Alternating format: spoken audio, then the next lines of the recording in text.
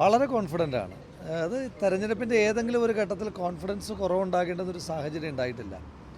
നമ്മുടെ കോൺഫിഡൻസ് മുഴുവൻ പാലക്കാട്ടെ വോട്ടർമാരിലായിരുന്നു. ആ വോട്ടർമാരുടെ കോൺഫിഡൻസിനെ അതേപടി നിലനിർത്തുന്ന രീതിയിലാണ് പോളിംഗ് ഡേയിൽ, അതായത് ക്യാമ്പയിനിൽ ത്രൂ ഔട്ട് വളരെ പോസിറ്റീവ് റെസ്പോൺസ് ആയിരുന്നു.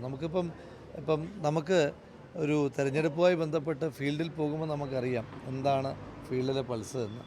ആ പൾസിനെ അതേ രീതിയിൽ തന്നെ നിലനിർത്തുന്ന ദിവസമായിരുന്നു പോളിംഗ് ഡേ.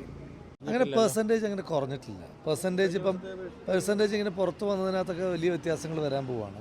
ഇപ്പം നിങ്ങളുടെ കയ്യിൽ അവൈലബിൾ ആയിട്ടുള്ള ഇപ്പോൾ മാധ്യമങ്ങളിൽ വന്നിരിക്കുന്ന കണക്കിലൊക്കെ വലിയ വ്യത്യാസം, അതായത് ഇപ്പം നമുക്ക് ഓരോ ബൂത്തിൽ നിന്നും അവർ സൈൻ ചെയ്ത് തരുന്ന കോപ്പി ഉണ്ടല്ലോ, നമുക്ക് തരുന്ന കോപ്പി, ബൂത്ത് ലെവൽ ഏജൻസി, ആ കോപ്പി വെച്ചിട്ടുള്ള വെരിഫിക്കേഷൻ പ്രോസസ്സ് അകത്ത് നടന്നുകൊണ്ടിരിക്കുകയാണ്. അത് പൂർത്തീകരിക്കപ്പെട്ടിട്ടില്ല, അതിനിടയിലാണ് പുറത്തേക്ക് വന്നത്. ഏറ്റവും ആധികാരികമായ രേഖയെന്ന് പറയുന്നത് ബൂത്തിൽ നിന്ന് ഒപ്പിട്ട് കൊടുക്കുന്ന പേപ്പറാണ് ഏറ്റവും ആധികാരികമായ രേഖ. ആ ആധികാരികമായ രേഖ പരിശോധിക്കുമ്പോൾ നിങ്ങൾ പറഞ്ഞ നമ്പറിലല്ല അത് അവസാനിക്കുന്നത്. ഒരുപക്ഷെ ക്യാൻഡിഡേറ്റ് ആയതുകൊണ്ട് പറയാത്തതാണ്. 12ന്റെ മുകളിൽ 15ന്റെ അടുത്ത് ഭൂരിപക്ഷം ഉണ്ടാകും. ചിലപ്പോൾ തരംഗമാണെങ്കിൽ 15ന്റെ 20ന്റെ ഇടയിൽ വരും. യാതൊരു സംശയവും ഞങ്ങളെ സംബന്ധിച്ചില്ല. ഞങ്ങൾ കൃത്യമായ കണക്ക് അതിനെ കുറേ അല്പം വൈകിപ്പോയത്. ഐക്യ ജനാധിപത്യ മുന്നണിക്ക് പ്രതീക്ഷ നൽകുന്ന ഏരിയകളിൽ ശതമാനം വർദ്ധിച്ചിട്ടുണ്ട്, വോട്ടും വർദ്ധിച്ചിട്ടുണ്ട്. ഞങ്ങളുടെ വോട്ടൊന്നും ചെയ്യാതിരുന്നിട്ടില്ല. ഇനി ഏതാണ് ചെയ്യാത്തത് എന്നുള്ളതാണ് ഞങ്ങൾ പരിശോധിച്ചുകൊണ്ടിരിക്കുന്നത്. ഇനി ഒരു ഉദാഹരണം പറഞ്ഞുതരാം. ഞാൻ അതിൻ്റെ വിശദാംശങ്ങളിലേക്ക് 2 എംപിമാരും വളരെ വിശദമായി തന്നെ നിങ്ങളോട് നമ്പറും ഡാറ്റയും വെച്ചിട്ട് തന്നെ അത് ബ്രീഫ് ചെയ്യും. ഞാനൊരു ഉദാഹരണം പറയാം. കഴിഞ്ഞ തവണ മുനിസിപ്പാലിറ്റിയിൽ വലിയ ഭൂരിപക്ഷം BJPക്ക് കൊടുത്ത ആ പ്രദേശത്തിൻ്റെ ഈ തവണത്തെ അവസ്ഥ എന്താണെന്ന് പരിശോധിച്ച് നോക്കും. ആ ബൂത്തുകളുടെ അവസ്ഥ എന്താണെന്ന് പരിശോധിച്ച് നോക്കും.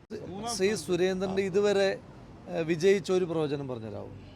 ശ്രീ സുരേന്ദ്രൻ്റെ തെരഞ്ഞെടുപ്പിലടക്കം ശ്രീ സുരേന്ദ്രൻ എത്ര തെരഞ്ഞെടുപ്പിൽ മത്സരിച്ചിട്ടുണ്ടെന്ന് അദ്ദേഹത്തിന് തന്നെ കണക്ക് കൃത്യമായിട്ടുണ്ടോ എന്ന് എനിക്കറിയില്ല. അത് ഏതെല്ലാം ജില്ലകളിൽ മത്സരിച്ചിട്ടുണ്ടെന്ന് ചോദിച്ചാൽ പോലും അദ്ദേഹത്തിന് കൃത്യമായ അറിവുണ്ടാവില്ല, ഓർമ്മയുണ്ടാവില്ല.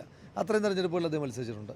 കേരളത്തിൽ തന്നെ ഏറ്റവും അധികം തെരഞ്ഞെടുപ്പുകൾ മത്സരിച്ചിട്ടുള്ള രാഷ്ട്രീയ, അത് മോശമായിട്ട് പറയാമല്ലോ കേട്ടോ, അത്രയും അവസരം അദ്ദേഹത്തിന് കിട്ടിയത്. ഏറ്റവും അധികം തെരഞ്ഞെടുപ്പുകൾ മത്സരിച്ചിട്ടുള്ളൊരു രാഷ്ട്രീയ നേതാവാണ് അദ്ദേഹം. അദ്ദേഹത്തിൻ്റെ ഏതെങ്കിലും തെരഞ്ഞെടുപ്പിൻ്റെ ഒരു റിസൾട്ട് അദ്ദേഹം പ്രവചനം ശരിയായിട്ടുണ്ടോ?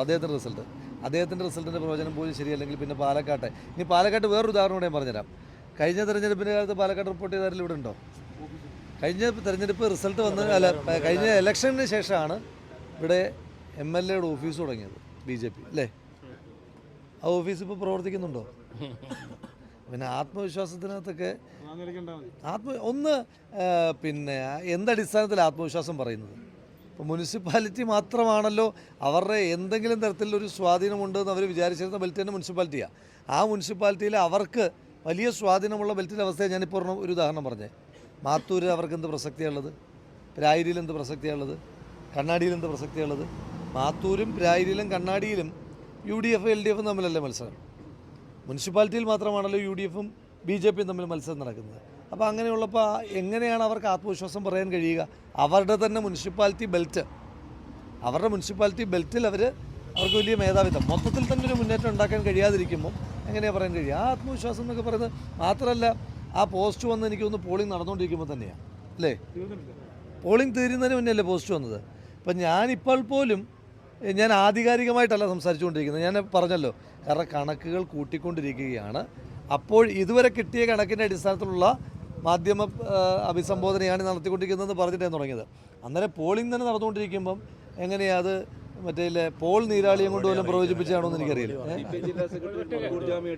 ആരാ? ജില്ലാ സെക്രട്ടറി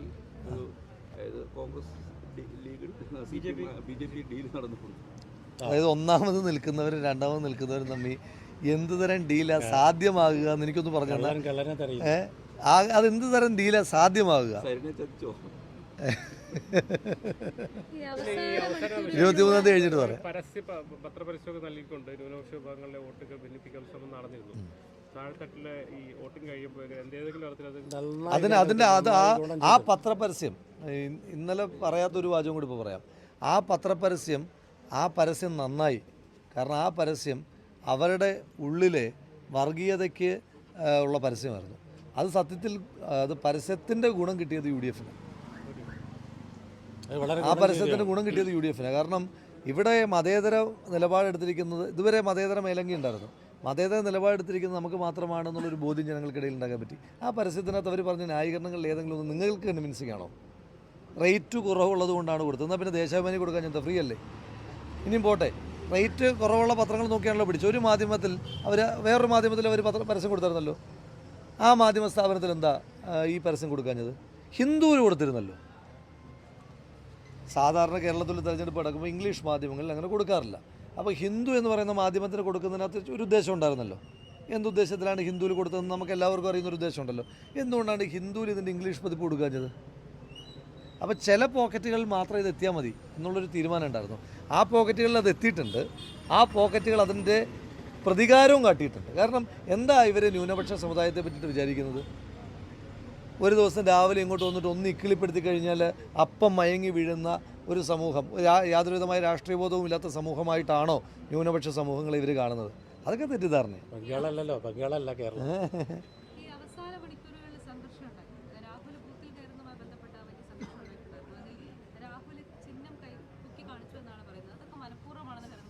അല്ല, ഒന്നാമത്തെ കാര്യം എന്ന് പറയുന്നത് ഈ ചിഹ്നം പൊക്കി കാണിച്ചു എന്ന് പറയുന്നത്, ഞാനെന്തോ ഈ കൈയല്ലേ പൊക്കി കാണിക്കാൻ പറ്റൂ? ഒരാൾ എന്നെ, ഇപ്പം നിങ്ങൾ എന്നെ കൈ പൊക്കി കാണിച്ചു, ഇപ്പം ഏഞ്ചൽ എന്നെ കൈ പൊക്കി കാണിച്ചു, അപ്പം ഞാൻ ഇല്ല പറ്റില്ല എന്ന് പറഞ്ഞിട്ട് കൈ ഇട്ടിരിക്കാൻ പറ്റുമോ? ഇനി രണ്ട്, ഇന്ന് രാവിലെ തൊട്ട് ഞാൻ കയറി എല്ലാ ബൂത്തിലും അല്ലമീൻ ഉണ്ടായിരുന്നു അല്ലേ? അല്ലമീൻ്റെ ക്യാമറ ഉണ്ടായിരുന്നു. ഞാൻ ഏതെങ്കിലും ബൂത്തിൽ വോട്ട് ചോദിച്ചിട്ടുണ്ടോ? ഉണ്ടോ? ഒന്ന് പറയുന്നു, മറുപടി പറയുന്നു ഇല്ല. ഏതെങ്കിലും എൻ്റെ ത്രൂ ഔട്ട്, ഞാൻ ബാക്കി ആരും, നിങ്ങളൊക്കെ വന്നപ്പോൾ പല സ്ഥലങ്ങളിലും ഉണ്ടായിരുന്നു, ത്രൂ ഔട്ട് രാവിലെ തൊട്ട് അല്ലമീൻ എൻ്റെ കൂടെ ഉണ്ടായിരുന്നു. ഏതെങ്കിലും ഒരു ബൂത്തിൽ ഞാൻ ഒരു വോട്ടറോടെങ്കിലും വോട്ട് ചോദിച്ചിട്ടുണ്ടോ? ചോദിച്ചിട്ടില്ല. ഞാൻ ചോദിക്കട്ടെ, മാത്രമല്ല ഇവരിതെന്താ വിചാരിക്കുന്നത്? നമ്മൾ ഇന്നെന്തിനാ വോട്ടർമാരോട് വോട്ടർ പിന്നെ ഇവർക്ക് എനിക്ക് സത്യം പറഞ്ഞാൽ എനിക്ക് ഇവരോട് സഹതാപമാണുള്ളത്. ഇവർ ഈ വോട്ടർമാരെ അണ്ടർ എസ്റ്റിമേറ്റ് ചെയ്യുക. ഈ വരിയിൽ ക്യൂ നിൽക്കുമ്പോൾ അന്നേരമാണോ അവർ തിരഞ്ഞെടുക്കുന്നത്? അന്നേരമാണോ അവർ തീരുമാനിക്കുന്നത് അയ്യോ ഇതിൽ ആർക്ക് വോട്ട് കൊടുക്കണം എന്ന് പറഞ്ഞിട്ട് സൂപ്പർ മാർക്കറ്റിൽ തുമരപ്പരിപ്പിൻ്റെ വാങ്ങാൻ വന്ന ആളുകളാണോ ക്യൂ നിൽക്കുന്ന ആളുകൾ? അല്ലല്ലോ. ഇത് വോട്ട് ചെയ്യാൻ വന്നിരിക്കുന്ന ആളുകളാണ്. അവർക്ക് തീരുമാനം എടുത്തിട്ട് അവർ വന്നിരിക്കുന്നത് അല്ലേ? ആർക്ക് വോട്ട് ചെയ്യണം തീരുമാനം എടുത്തിട്ടല്ലേ പോളിംഗ് ബൂത്തിലേക്ക് പോകുന്നത്. അവിടെ വന്ന് വോട്ട് ചോദിക്കുന്ന എന്തിനാ? അതിൻ്റെ പ്രസക്തി എന്തിനാ? അപ്പോൾ അതൊക്കെയെന്ന് പറഞ്ഞാൽ ഇനി ആ വിഷയത്തിൽ തന്നെ നിങ്ങളുടെ ബൈറ്റുകൾ എടുത്തു, നിങ്ങളുടെ തന്നെ ബൈറ്റുകൾ എടുത്തു. അതായത് എത്ര ദിവസം ഈ കരച്ചിൽ കേൾക്കേണ്ടി വരുമെന്നുള്ളത് എൻ്റെ ഒരു വിഷമം. പോട്ടെ, ഞാൻ പറഞ്ഞത് അപ്പോൾ ഇപ്പം തന്നെ ഒരു ഉദാഹരണം ഉണ്ടായല്ലോ. ഞാൻ പറഞ്ഞത് നിങ്ങളുടെ പ്രത്യേകിച്ച് മീഡിയ വണ്ണിൻ്റെ റിപ്പോർട്ടറോട് എനിക്ക് അഭ്യർത്ഥിക്കാനായിട്ടുള്ളത്, അങ്ങയുടെ മാധ്യമ സ്ഥാപനത്തിൽ 4 വ്യത്യസ്തമായ റിപ്പോർട്ടുകൾ എടുത്തു നോക്കണം. അതിനകത്ത് ആദ്യത്തെ ആരോപണം ഞാൻ അനുവാദമില്ലാതെ പോളിംഗ് ബൂത്തിൽ കയറി എന്നുള്ളതായിരുന്നു. അപ്പോൾ പിന്നീട് ബോധ്യപ്പെട്ടു അനുവാദമൊന്നും വേണ്ട, സ്ഥാനാർത്ഥിക്ക് മുൻകൂറായി അനുവാദം കിട്ടിയിട്ടുണ്ട് പോളിംഗ് ബൂത്തിൽ കയറാനായിട്ടെന്ന് മനസ്സിലായി. അത് കഴിഞ്ഞപ്പോൾ മീഡിയ വണ്ണിൽ തന്നെ രണ്ടാമതായിട്ട് പറഞ്ഞു ഞാൻ പോളിംഗ് ബൂത്തിനകത്ത് വന്ന് വോട്ട് ചോദിച്ചതാണ് പ്രശ്നത്തിന് കാരണം എന്ന് പറഞ്ഞു. അപ്പോൾ ഞാൻ പറഞ്ഞു CCTV എടുക്കുക. കാരണം മാത്രമല്ല പോളിംഗ് ബൂത്തിൽ വന്ന് വോട്ട് ചോദിച്ചിട്ടുണ്ടെങ്കിൽ ഗുരുതരമായ കുറ്റമാണ്. എന്നെ അയോഗ്യനാക്കാൻ പറ്റുന്ന കുറ്റമാണ് അല്ലേ? അയോഗ്യനാക്കാൻ പറ്റുന്ന കുറ്റമാണ്. CCTV ഫുട്ടേജ് പുറത്തു വിടാൻ പറഞ്ഞു. CCTVയുടെ കാലമാണല്ലോ. അപ്പോൾ അതും പൊളിച്ചു. അത് കഴിഞ്ഞപ്പോൾ പിന്നെ പറഞ്ഞത് ഞാൻ ഈ വെളിയിൽ നിൽക്കുന്ന ആളുകളോട് വോട്ട് ചോദിച്ചു എന്നുള്ളതായി പിന്നത്തെ ആരോപണം. അപ്പോൾ ഞാൻ പറഞ്ഞു ഇത് അകത്ത് വെച്ചാണ് ഈ തർക്കം ഉണ്ടായത് തന്നെ. അപ്പോൾ വെളിയിൽ വെച്ച് വോട്ട് ചോദിക്കുന്നതിന് അകത്ത് വെച്ച് തർക്കം ഉണ്ടാകണ്ടല്ലോ. അന്നേരം അതും മാറ്റിയിട്ട് ഞാൻ ഒരു സംഘം ആളുകളുമായിട്ട് വന്നു എന്ന് പറഞ്ഞു. എതിർ സ്ഥാനാർത്ഥിയായ ആ മാന്യദ്ദേഹം പറഞ്ഞത് ഞാൻ പത്തനംതിട്ടക്കാരെ ഒരു സംഘം ആളുകളുമായിട്ട് നടക്കുകയാണ്. ഈ കർണാടക മോഡൽ തമിഴ്നാട് സ്റ്റൈലൊന്നുമല്ല, 4-5 വണ്ടിയിൽ ഇങ്ങനെ ആളുകളുമായിട്ട് പോകാൻ. ഞാൻ പോകുമ്പം 4-5 ഇന്നോവയിലൊന്നും ഞാൻ പോയിട്ടില്ല അല്ല മീനെ. ആകെ പുറയിലൊരു സ്വിഫ്റ്റ് മാത്രമേ ഉണ്ടായിരുന്നുള്ളൂ. അത് റിപ്പോർട്ടർ ചാനലിൻ്റെ സ്വിഫ്റ്റ് ആയിരുന്നു. അത് എല്ലാ സ്ഥാനാർത്ഥികളുടെയും പുറയിലുണ്ടായിരുന്നു. ഇനിയും ഞാൻ പോകുന്ന സ്ഥലങ്ങളിലെ ആൾക്കൂട്ടമാണെങ്കിൽ നമ്മൾ പോകുമ്പോൾ 10 പേരുണ്ടാകുന്നുണ്ട് കേട്ടോ. അതിനിപ്പം അത് എന്ത് ചെയ്യാൻ, അങ്ങനെ ആൾ കൂടുന്നൊരു പ്രത്യയശാസ്ത്രത്തിൻ്റെ ഭാഗമായിട്ടാണ് നിൽക്കുന്നത്. അപ്പോൾ ആ ആളുകളോടൊക്കെ പിരിഞ്ഞു പോകുന്നു പറഞ്ഞ് ആകാശത്തേക്ക് വെടിവെക്കാൻ എനിക്ക് കഴിയില്ല. പിന്നെ അദ്ദേഹം ഉന്നയിച്ച ആരോപണം പത്തനംതിട്ടയിൽ നിന്ന് ആളുകളെ കൊണ്ടുവന്നു എന്നുള്ളതാണ്. ആ പത്തനംതിട്ടയിൽ നിന്ന് കൊണ്ടുവന്ന ഒരാളെ അദ്ദേഹം ഇന്ന് കാണിച്ചു തന്നാൽ അദ്ദേഹത്തിന് ഒരു 101 രൂപ സംഭാവന കൊടുക്കാം. 101 രൂപ വലുതായിട്ടൊന്നും കൊടുക്കുന്നു, 101 രൂപ സമ്മാനം കൊടുക്കാം.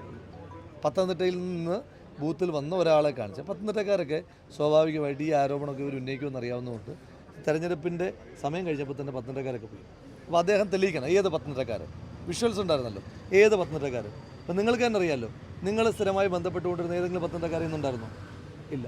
അപ്പോൾ ഒരു യുക്തിയുമില്ലാത്ത ആരോപണങ്ങൾ ഒന്നും പറയാനില്ല ഇവർക്കൊക്കെ. ഞാനിത് തെരഞ്ഞെടുപ്പ് കഴിഞ്ഞതുകൊണ്ടാണ് ഇത്ര വിശദമായിട്ട് പറഞ്ഞത്. ഞാൻ അല്ലെങ്കിൽ ഇത്തരം കാര്യങ്ങൾക്കൊന്നും മറുപടി തന്നെ കൊടുക്കാറില്ല. എന്തിനാ അല്ല, വീർപ്പുമുട്ടലല്ലെന്ന് ജനങ്ങളെ ബാധിക്കുന്ന എത്രയോ വിഷയങ്ങൾ പറയാനുള്ള സമയത്ത് നമ്മൾ അവരോട് എന്താ പറയുന്നത്? ഒരു യുക്തിയില്ലാത്ത കാര്യങ്ങൾ മാത്രം പറഞ്ഞുകൊണ്ടിരിക്കുന്നതിനകത്ത് താല്പര്യമില്ലാത്തതുകൊണ്ട്. പറഞ്ഞൊരു കാര്യമുണ്ട്, ക്രിസ്റ്റൽ ക്ലിയർ സരിനെ ഉദ്ദേശിച്ചാണ് പറഞ്ഞത്, അത് തെറ്റായി പോയെന്നാണ് പറയുന്നത്. അപ്പോൾ സരിനും സന്ദീപും മാറിയതുപോലെ സരിനും കൃഷ്ണകുമാറും തമ്മിൽ മാറിയിട്ടുണ്ടോ ബാലേട്ടന്? ഏതായാലും ഉജ്ജ്വല വിജയം തന്നെ ഉജ്ജ്വലമായ വിജയം. Thank you.